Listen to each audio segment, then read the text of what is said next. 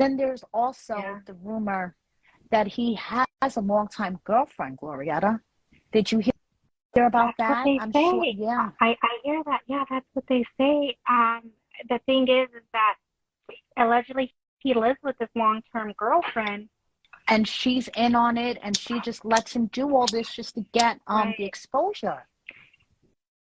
I mean, that's interesting because I heard that he lives with her, but then I hear that he lives with his mother, and so I don't know if they all three live together because when I Right. know that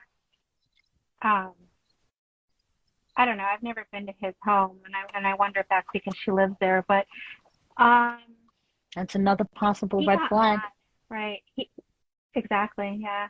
He got mad. He got really upset that I didn't call or text him last night, and this morning, when he was asking to be with me, I basically turned him down because I said, I'm not revamping my Instagram. I'm not uploading more pictures of me and you on my Instagram. And I'm not going to do these articles in which I'll post publishers that are. And I'm not making excuses. I'm just telling you my story. I was going through a fucking lot. Okay. I needed to come up with money. And that was the way that I knew how to go back and do that, you know?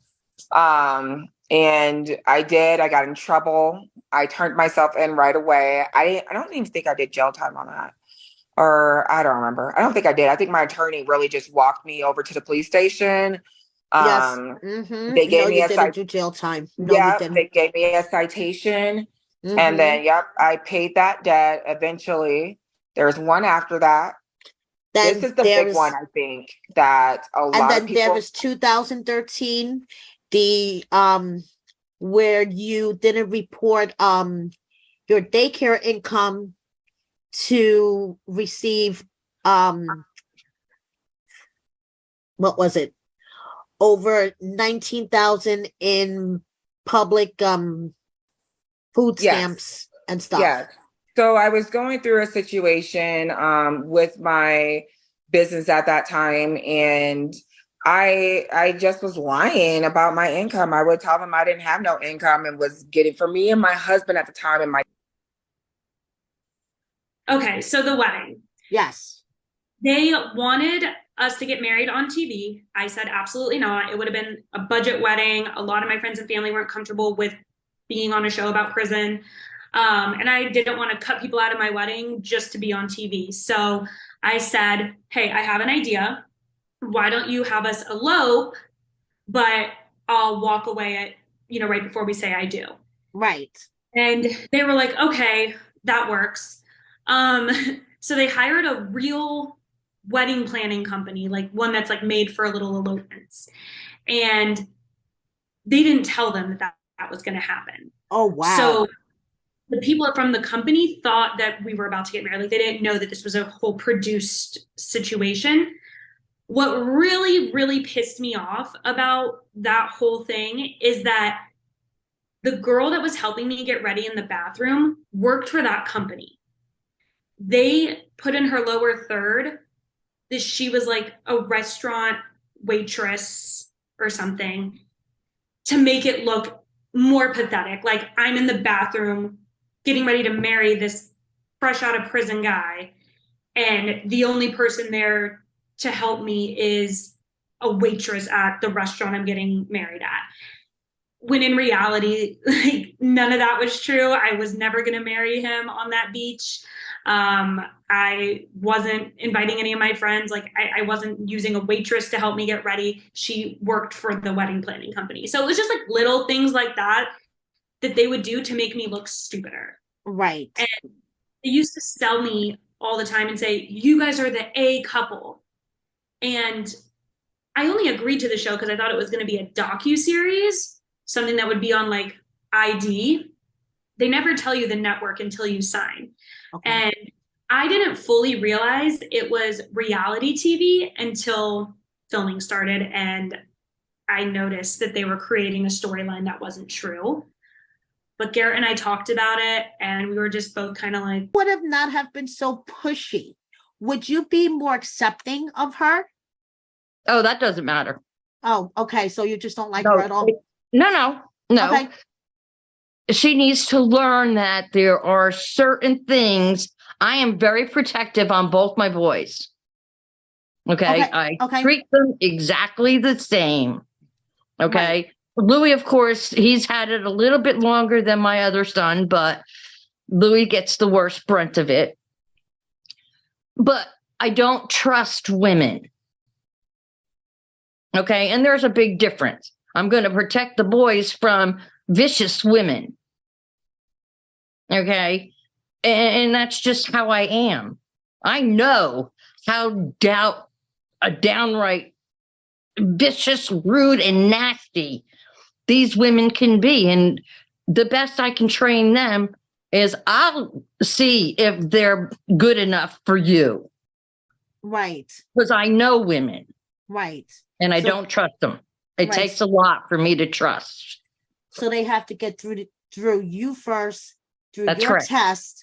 Yeah. You see whether they're worthy enough, basically. Mm-hmm. Basically, yeah. Basically. I mean, there's Doesn't matter. But let me tell you something. There really is only one girlfriend. Like cock blocking you. She's basically. a cock blocker. Okay. Donna is cock blocking you. So you guys sit down to this meal, the pasta with the thin vodka sauce. And then Louis has the nerve to ask for a to-go bowl. And you would have thought Donna's head spun around. She was like, what do you mean? You ain't going nowhere. I know. She's like, go to your room. I mean, she was triggered. Literally, go to your room. You, the couch. You, your room. I mean, it's like, right, but what do you say to her? I mean, you just have, like, she has such a aura that you just like, listen, I don't even know why I'm listening. She's not my mom, like, but you just listen to her. You're afraid she's going to pull out the wooden spoon, okay? Yeah. Right? And she's, yes, exactly. Man, when nobody's tired. What happened? And so his mom just blows his spot, Donna. Would you do that to your son? Would you throw him under the bus like that? No. And just be like, who were these girls? Did you tell her about these girls that said? No, I would never do that. That's none of their business. It's none of. What's going on? Sorry, it's none of nobody's business. That's his business, not mine. That ain't for me to say. His mother just drew him all the way under the bus. I'm not vindictive that way. Unless I don't like you. If I don't like you, then I'm very vindictive. There we go. She can't hide her facial expressions for shit. I'm so I can't. So maybe that's the mom's shady way of trying to get rid of joy. Be like, listen, you're not the only one. So if you think you're the only one. Well, it's funny. My other son's girlfriend. So yeah, and it's crazy because I went to one church, before I came home. I honestly, fell off a lot. I'm trying to get back to that point. But when you're in prison, it's kind of easy because, for me, I didn't work in prison. I didn't really have to work. I did work probably for 2 weeks, and then I worked again for like maybe a month or two. And, then I followed through after sex, so I stopped working. Right. But like I used to be really in my Bible, and I had a structured routine to everything that I did throughout the day. But for me coming home, like it's been really hard. I'm not gonna lie. It's really hard because your attention span gets taken away. You have phones and all of this and like just all this crazy stuff. But I will say like definitely it could, for example, even like with the church, right? So when I came home, I wanted to go to church because I wanted to feel the spirit, I wanted to feel moved. I went to a Catholic church when I was growing up. England. And I'm thinking, what the hell, So the next guy bats the ball, and I took off running to second base. And by the time I made it to second base, like my whole right side of my face was feeling numb. And I'm thinking, man, what's wrong with me? I'm like shaking my body and like thinking it's a pinched nerve or something. And it just kept getting worse. So I told the correctional officer, I said, hey, man, I think I might have had a stroke or something. And he's like, what do you mean? I was like, my whole right side of my body's tingling. And I said, I feel weird. My mouth feels numb and stuff. And he's like, well, go see medical. So I got to the unit and I told that officer, I said, you need to call medical over here because, I think I might have had a stroke. And this officer, me and him had already had run-ins before. Like he was known for being like abusive of his power. Right. And he called the nurse over there. And she looked at me and she told me I was fine. She's like, "You're fine."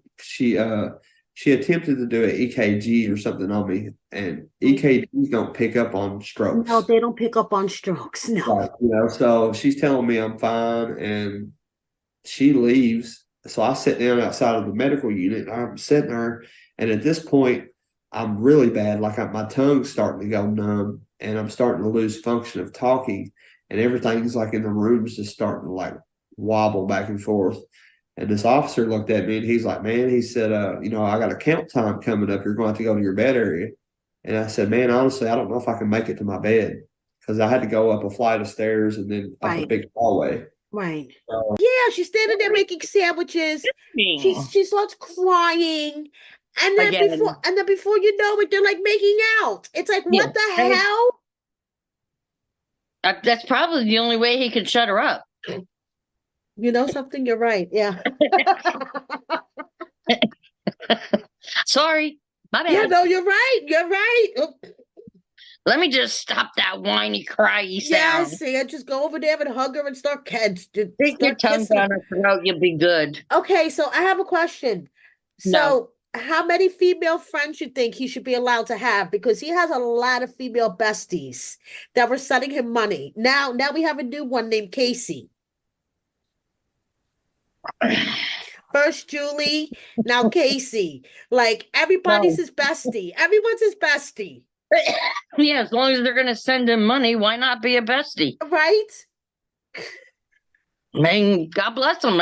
He's lucky he's got people to send him money. But if that were me, zero. Right?